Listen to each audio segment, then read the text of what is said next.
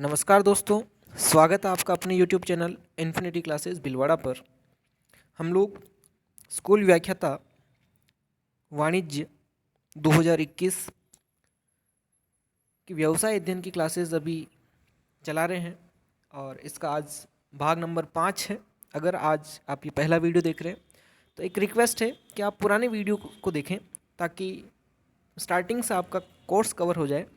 और जो भी स्टूडेंट्स, जो भी मेरे साथी इस क्लास को अटेंड करते हैं, उनसे रिक्वेस्ट है कि आप मन लगाकर और बड़ी लगन के साथ आप तैयारी करें। मेरी पूरी कोशिश रहेगी कि मैं जितना हो सकेगा आपको मटेरियल प्रोवाइड करने की कोशिश करूँगा। और आप जो ये क्लास अटेंड करें, मेरी रिक्वेस्ट ये भी है कि आप साथ साथ अपने हाथों से नोट्स बनाते चलें और आप ऑथेंटिक बुक्स का यूज़ करें। एनसीईआरटी और राजस्थान माध्यमिक शिक्षा बोर्ड की जो पाठ्य पुस्तकें हैं उनको आप साथ में लेके चलें, क्योंकि मोस्ट ऑफ सिलेबस हमारा ग्रेजुएशन तक का भी उस बुक से कवर हो रहा है। और मैंने वैसे ये नोट्स जो बनाए हैं पूरी मेहनत के साथ एनसीईआरटी प्लस राजस्थान माध्यमिक शिक्षा बोर्ड की जो टेक्स्ट बुक्स हैं, पाठ्य पुस्तकें हैं, उन दोनों को साथ में लेकर मैंने बनाए हैं। पिछली क्लास में हम लोगों ने एफ.डब्ल्यू. टेलर के सिद्धांतों के बारे में पढ़ा और हमने ये भी जाना कि एफ.डब्ल्यू. टेलर जो है वो वैज्ञानिक प्रबंध का जनक माना जाता है। चलिए, आज जो हम लोग टॉपिक डिस्कस करने वाले हैं हेनरी फयोल के बारे में और उसके सिद्धांतों के बारे में हम लोग स्टडी करेंगे। दोस्तों, हेनरी फयोल 1841 से 1925 इसका ड्यूरेशन है, यानी 1841 में इसका जन्म होता है और 1925 तक है। फ्रांस का रहने वाला है। पैसे से क्वेश्चन पूछा जा सकता है कि हेनरी फयोल पैसे से क्या था, तो पैसे से ये खनन इंजीनियर था और इसने 1917 के अंदर एक लैटिन भाषा में पुस्तक लिखी जिसका नाम था एडमिनिस्ट्रेशन इंडस्ट्रियल एट जनरली। इसने लैटिन भाषा में बुक लिखी है 1917 के अंदर और उस बुक का नेम है एडमिनिस्ट्रेशन इंडस्ट्रियली एट जनरली। लैटिन भाषा की बुक है और इस बुक का बाद में 1949 में अंग्रेजी में अनुवाद किया गया था।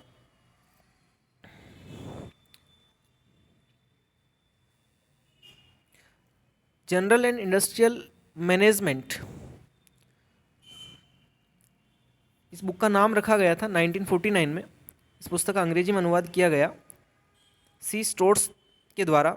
जो अनुवाद करने वाला व्यक्ति है उसका नाम है सी स्टोर्स। ठीक है, ये आपको नेम ध्यान में रखना। सी स्टोर्स ने इसका ट्रांसलेट किया लैटिन से इंग्लिश में। कब किया था? 1949 के अंदर किया है और नेम था the general and industrial management. Fayol को सामान्य या प्रशासनिक प्रबंध का जनक भी कहा जाता है। सामान्य प्रबंध या प्रशासनिक प्रबंध का जनक आपसे पूछ लिया जाए कौन है, तो वो हेनरी फयोल ही है। सर्वप्रथम फयोल ने प्रबंध के 4 कार्य निर्धारित किए हैं। ये भी क्वेश्चन पूछा जा सकता है कि निम्न में से फयोल के द्वारा बताया गया प्रबंध का कार्य नहीं है। ऑप्शन में नियोजन होगा, संगठन होगा, निर्देशन होगा और एक फंक्शन आपको कुछ और दे दिया जाएगा। ठीक है, तो ये 4 तो आपको याद रखने ही हैं कि 4 तो फयोल ने बताए हैं। Planning, organization, directing and control, है ना। ये चारों फंक्शंस हेनरी फयोल ने दिए हैं। Planning, organization, direction and control, PODC। ये 4 आप बिल्कुल इनको अंडरलाइन कर लें। 4 फंक्शंस जो हैं प्रबंध के कार्य या प्रबंध के जो 4 कार्य हैं हेनरी फयोल ने बताए हैं वो हैं PODC, planning, organization, directing and control. ठीक है, फयोल के अनुसार किसी औद्योगिक इकाई के कार्यों को निम्न प्रकार बांटा जा सकता है। किसी भी औद्योगिक इकाई के जो कार्य हैं उसको हम किस प्रकार से बांट सकते हैं, तो उसमें तकनीकी के आधार पर भी कार्यों को बांटा जा सकता है। वाणिज्यिक यानी कमर्शियल बेसिस पर भी हम लोग वर्क को क्लासीफाई कर सकते हैं। फाइनेंस, वित्तीय के आधार पर भी हम लोग वर्गों कार्यों को बांट सकते हैं। सुरक्षा की दृष्टि से भी हम लोग वर्ग कार्यों को बांट सकते हैं। अकाउंटिंग के बेसिस पे भी हम कार्यों को बांट सकते हैं और प्रबंधन के बेसिस पे भी हम कार्यों को बांट सकते हैं। तो फयोल ने किसी औद्योगिक इकाई के कार्यों को बांटने का जो आधार दिया है, 6 आधार इसने बताए हैं।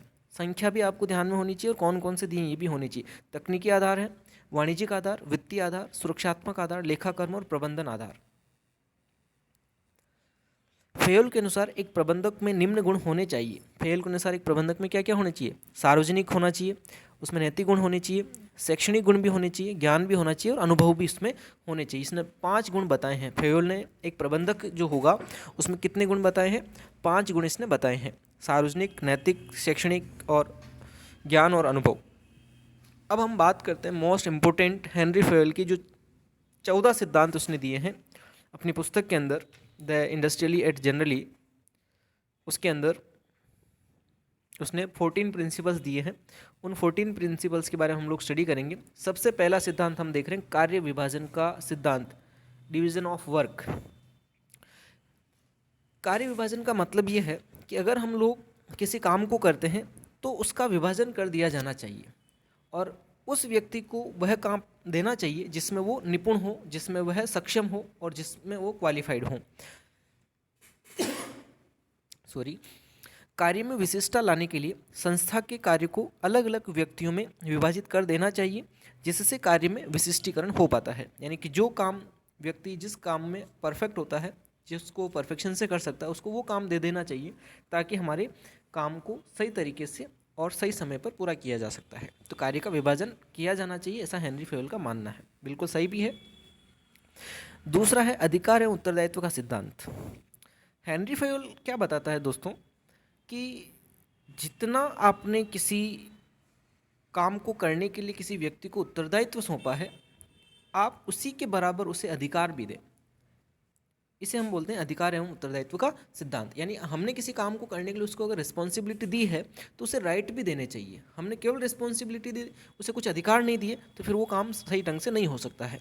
यदि किसी कर्मचारी को कोई उत्तरदायित्व सौंपा जाता है तो उत्तरदायित्व के साथ साथ उत्तरदायित्व का निर्वहन करने के लिए समान रूप से अधिकार भी दिए जाने चाहिए। अर्थात अधिकार एवं उत्तरदायित्व में समानता होनी चाहिए। जितने हमने उसे रिस्पॉन्सिबिलिटी दी है, उत्तरदायित्व सौंपा है, उतना ही उसे किसी काम को करने का अधिकार भी मिलना चाहिए, तभी उस काम को वो निर्वहन कर पाएगा, काम को पूरा कर पाएगा। अगला है अनुशासन का सिद्धांत। संस्था में यदि कोई कर्मचारी नियमों का उल्लंघन करे तो दंड का प्रावधान होना चाहिए, जिससे संस्था में अनुशासन बना रहे। अनुशासन हमारे जीवन का सबसे बड़ा, हम कह सकते धर्म है। जो व्यक्ति अनुशासित नहीं होता है वो अपनी लाइफ में कभी सक्सेस हो ही नहीं सकता। हमें हर स्थिति में अनुशासन में रह के ही किसी भी काम को करना चाहिए। चाहे हम स्टडी करते हैं तब भी हमें अनुशासन में रह कर स्टडी करनी चाहिए, और अनुशासन में बने रहने के लिए संस्था के अंदर दंड का प्रावधान होता है। जैसे अगर हम लोग स्कूल ज्वाइन कर लेते हैं व्याख्याता बनने के बाद, और गवर्नमेंट ने स्कूल का टाइम सुबह 7 बजे का रखा, और अगर 7 बजे हम नहीं पहुंच पाते हैं तो उसमें रेड लाइन का एक सिस्टम होता है, जैसे प्राइवेट सेक्टर बहुत सारे करते हैं कि आप 7:05 पे अगर स्कूल में पहुंच रहे हैं तो आपके रेड लाइन खिंच जाएगी, यानी आधे दिन की सैलरी चली जाएगी। ऐसा ही गवर्नमेंट स्कूल्स भी कर देती है। तो उससे एक डर बना रहता है, ये वो दंड हो गया कि नहीं हम लेट हो जाएंगे तो आधे दिन की सैलरी गई, तो वो एक दंड हो गया। और दंड से हम क्या रहेंगे, अनुशासन में रहेंगे, टाइम का समय पर पालन करेंगे। नहीं, हमें 7 बजे पहुंचना मतलब पहुंचना है, और कोई दंड नहीं होगा, कोई ऐसा प्रावधान नहीं होगा। तो कोई 7 बजे आ रहा है, कोई 7:30 आ रहा है, कोई 8 बजे तक भी आ रहा है, तो फिर वो अनुशासन हमारा भंग हो जाता है। अगला जो सिद्धांत है आदेश की एकता का सिद्धांत। आदेश की एकता का सिद्धांत जो है फेयोल के अनुसार कि किसी सबॉर्डिनेट व्यक्ति को, किसी के अंडर जो कर्मचारी काम करते हैं, उसे एक ही अधिकारी से या एक ही ऑफिसर से उसको आदेश मिलना चाहिए। एक अधीनस्थ को एक ही अधिकारी से आदेश प्राप्त होने चाहिए ताकि वह उस कार्य को सही ढंग से कर पाए। अगर कोई कर्मचारी है, मान लो ए नाम का कोई कर्मचारी है, और इसके ऊपर 3 ऑफिसर्स हैं, एक्स, वाई और जेड। अब एक्स भी इसको कुछ काम दे रहा है, वाई भी इसको कुछ काम दे रहा है, जेड भी इसको कुछ काम दे रहा है, तो ए कंफ्यूज हो जाएगा कि मैं किसका काम करूँ और किसका नहीं करूँ, और कौन सा काम मुझे करना है और कौन सा नहीं करना है। तो एक के पास आदेश की एकता नहीं है, और आदेश की एकता नहीं होने के कारण वो तीनों का काम ढंग से नहीं कर पाएगा। होना क्या चाहिए कि जो एक्स है वो ए को ही आदेश दे, और ये संस्था में प्रावधान होना चाहिए कि एक सबॉर्डिनेट को, एक अधीनस्थ को एक ही अधिकारी आदेश देगा ताकि उसके काम को सही ढंग से पूरा कर सके। यानी कि संस्थान में हम जब प्रबंध के सिद्धांत लागू करते हैं तो वहाँ पर आदेशों की एकता होनी चाहिए। अगला आता है निर्देश की एकता। देखो, आदेश की एकता और निर्देश की एकता अलग अलग है। समान उद्देश्य वाले कार्य एक ही निपुण व्यक्ति से करवाए जाने चाहिए। फेयोल ने कहा है कि दो सिर वाला शरीर सामाजिक तथा पशु जगत में राक्षस माना जाता है। यानी कि अगर एक समान उद्देश्य वाले काम है, जैसे अकाउंटिंग का काम है, तो अकाउंटिंग का काम जो है उसमें लेज़र बनानी है और एंट्रीज करनी है, तो लेज़र बनाने का और एंट्री करने का काम एक ही व्यक्ति को दे देना चाहिए, या अकाउंटिंग के दूसरे रिलेटेड कार्य उसी एक ही व्यक्ति को देने चाहिए। अकाउंटिंग का काम है आपके संस्थान में 2 व्यक्ति करते हैं, तो फिर उस स्थिति में एक कॉम्प्लिकेशन हो जाएगा, एक दिक्कत वाली बात हो जाएगी और उनके बीच में मतभेद हो जाएगा। इस वजह से एक समान उद्देश्य वाले कार्य एक ही निपुण व्यक्ति को उससे करवाने चाहिए। और फेयोल ने तो कहा कि जो दो सिर वाला शरीर होता है सामाजिक और पशु जगत में, उसे हम राक्षस की संज्ञा देते हैं। बिल्कुल, अगर किसी के 2 सिर हैं तो उसे हम राक्षस ही मानते हैं तथा जीवित रहने में कठिनाई महसूस करता है, और वो खुद भी उस समाज के अंदर एक अलग सा बोरिंग सा फील करता है कि यार हम क्या कर रहे हैं और मैं किस प्रकार से अपना जीवन इस समाज में निकालूंगा। तो निर्देश जो है, निर्देश की एकता का मतलब समान उद्देश्य वाले कार्य एक ही निपुण व्यक्ति के द्वारा किए जाने चाहिए। ठीक है, ये स्टेटमेंट आप हेनरी फेयोल का जरूर ध्यान रखें कि 2 सिर वाला राक्षस किसे कहा है, किसने कहा है, तो फेयोल ने कहा है। अगला पॉइंट, सामूहिक हितों के लिए व्यक्तिगत हितों का समर्पण व त्याग। अगर किसी संस्था के अंदर कोई निर्णय लेने से संस्था के बाकी सभी कर्मचारियों को फायदा ही हो रहा है या पूरी संस्थान को फायदा हो रहा है, केवल एक व्यक्ति को छोड़ दिया जाए, तो फिर ऐसी स्थिति में सामूहिक हितों की रक्षा करने के लिए एक व्यक्तिगत हित का समर्पण या त्याग किया जा सकता है। यदि संस्था को लाभ हो रहा है तथा किसी एक व्यक्ति को हानि हो रही, तो ऐसा होने दिए जा सकता है। अर्थात किसी एक व्यक्ति को हानि होने पर संस्था के अन्य सभी व्यक्तियों को लाभ होता है, तो हानि होने वाले व्यक्ति के हितों का त्याग कर देना चाहिए। ठीक है, मेरे हिसाब से इसमें कोई दिक्कत आ नहीं रही होगी। 7वां पॉइंट है कर्मचारियों को प्रतिफल का सिद्धांत या पारिश्रमिक का सिद्धांत। संस्था में कार्यरत कर्मचारियों को उचित एवं न्यायपूर्ण प्रतिफल दिया जाना चाहिए। यानी कि जो भी हम संस्था में कर्मचारी अपॉइंट करते हैं, अगर उनसे काम करवा रहे हैं तो उन्हें उनका काम के बदले उचित और न्याय संगत जो भी उनका प्रतिफल या पारिश्रमिक बनता है वो उसे मिलना चाहिए। क्योंकि बिना पारिश्रमिक के, आप साइकोलॉजी में ही पढ़ते हैं कि कुछ स्टिमुलेट होता है तभी कोई प्रतिक्रिया होती है ना, कोई एक्शन होता है। जैसा कुत्ते वाली जो थ्योरी है उसमें भी आप लोगों ने देखा होगा कि कुछ न कुछ वहाँ पर स्टिमुलेट उसे दिया जाता है तो ही कुछ एक्शन वहाँ से कुत्ते की तरफ से किया जाता है। तो यहाँ पर भी हम लोग तो मानव हैं, तो मानव व्यवहार को हम लोग समझते हैं, तो कुछ न कुछ प्रतिफल होगा तभी हम लोग इतनी मेहनत करेंगे। आज फर्स्ट ग्रेड की सैलरी अगर 50,000 से ऊपर नहीं होती तो हम लोग क्यों इतनी मेहनत करते हैं। 10-12 हज़ार रुपये अगर मिल रहे होते तो क्यों हम लोग दिन रात मेहनत करके फर्स्ट ग्रेड का सिलेक्शन चाहते हैं। यानी कि जो काम करते हैं उसमें एक उचित और न्याय संगत प्रतिफल होना चाहिए, यानी कि उनकी क्वालिफिकेशन के अकॉर्डिंग प्रतिफल होना चाहिए। केंद्रीकरण एवं विकेंद्रीकरण का सिद्धांत। इसके अनुसार मुख्य निर्णय में केंद्रीकरण निर्णय हो तथा सामान्य उद्देश्यों में विकेंद्रीकरण हो। फेयोल ने कहा है केंद्रीकरण और विकेंद्रीकरण का सिद्धांत संस्था में लागू होना चाहिए। केंद्रीकरण के सिद्धांत का मतलब जो मुख्य निर्णय होते हैं, जो इम्पोर्टेंट डिसीजन होते हैं, वो तो केंद्र लेवल पर हो, यानी एक जगह से हो, मुख्य जो हेड ऑफिस होता है वहाँ से निर्णय लिए जाने चाहिए। बाकी सामान्य उद्देश्यों से रिलेटेड कुछ भी डिसीजन लेना है तो उसमें विकेंद्रीकरण अपनाया जा सकता है। यहाँ पर आप चार्ट के थ्रू भी देख सकते हैं केंद्रीकरण और विकेंद्रीकरण को। केंद्रीकरण का मतलब BCD जो भी उद्देश्य हैं, ये सारे मुख्य उद्देश्य हैं और कहाँ से लिए जा रहे हैं, ए हेड ऑफिस है वहाँ से लिए जा रहे हैं। विकेंद्रीकरण में क्या हो रहा है, ये सामान्य उद्देश्य हैं और सामान्य उद्देश्य जो हैं वो किसी भी लेवल पर, अगर ए यहाँ है तो यहाँ लिया जा सकता, बी के यहाँ है तो बी के यहाँ लिया जा सकता, यहाँ है तो यहाँ लिए जा सकते हैं। जिस लेवल पर वो उद्देश्य होगा वहाँ पर उसका निर्णय लिया जा सकता है। अगला सिद्धांत आता सोपान श्रृंखला का सिद्धांत। इसके अनुसार आदेश ऊपर से नीचे की ओर तथा कोई सुझाव तथा नीचे से ऊपर की ओर तथा समान पद वाले आपस में समानांतर वार्ता कर सकते हैं। सोपान श्रृंखला का सिद्धांत ये बताता है कि एक संस्था के अंदर जो आदेश होते हैं वो इस प्रकार से लंबवत चलेंगे। आदेश तो इस तरह से चलेंगे और अगर कोई सुझाव होगा तो वो नीचे से ऊपर की तरफ जा सकता है। लेकिन डायरेक्ट अगर समझें जी को कुछ बात ए तक पहुंचानी है तो डायरेक्ट जी नहीं कह सकता है।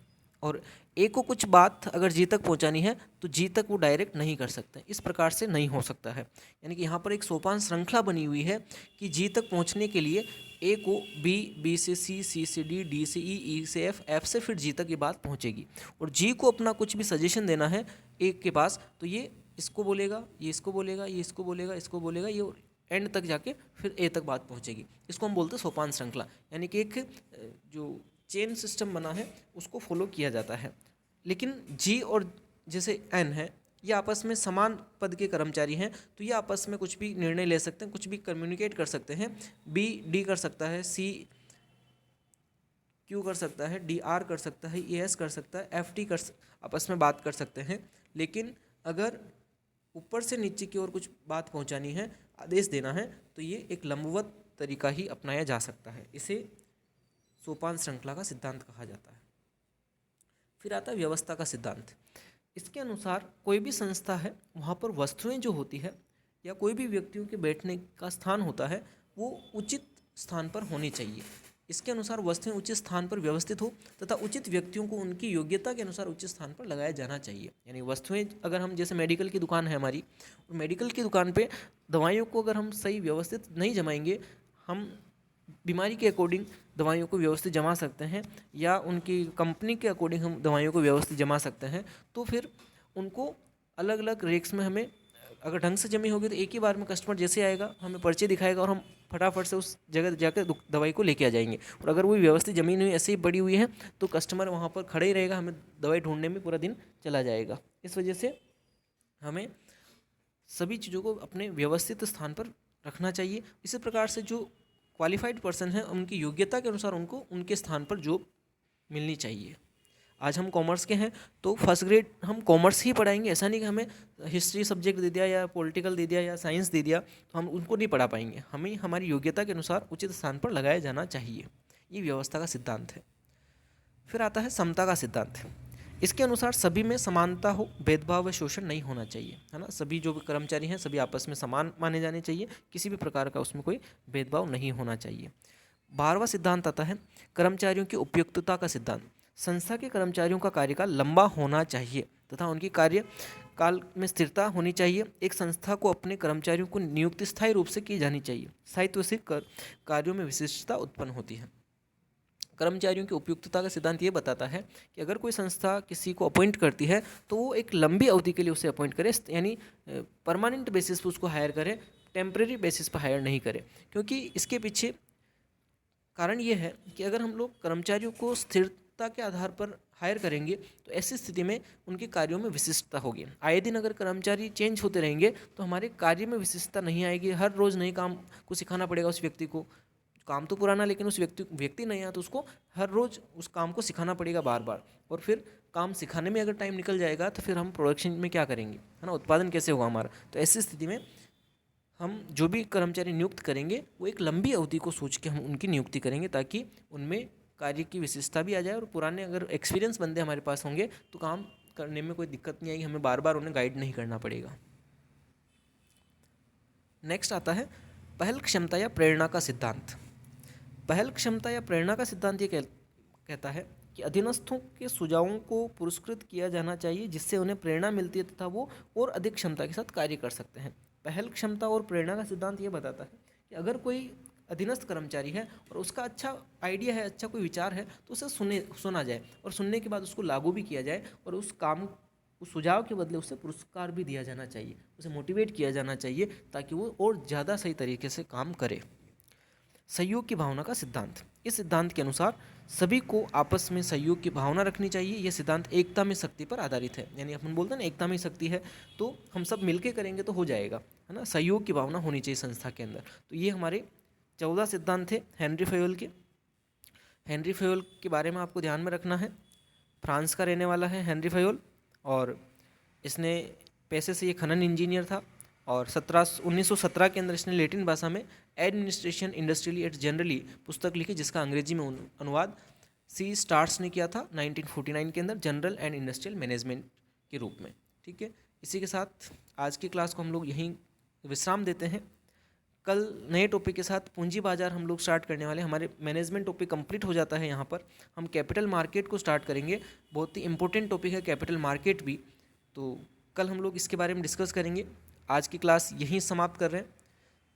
दोस्तों, मेहनत से तैयारी कीजिएगा, हमें सिलेक्शन लेना है, आपको भी दिलाना है और मुझे भी लेना है। ठीक है, मिलते हैं अगली क्लास में। गुड बाय, जय हिंद, जय भारत।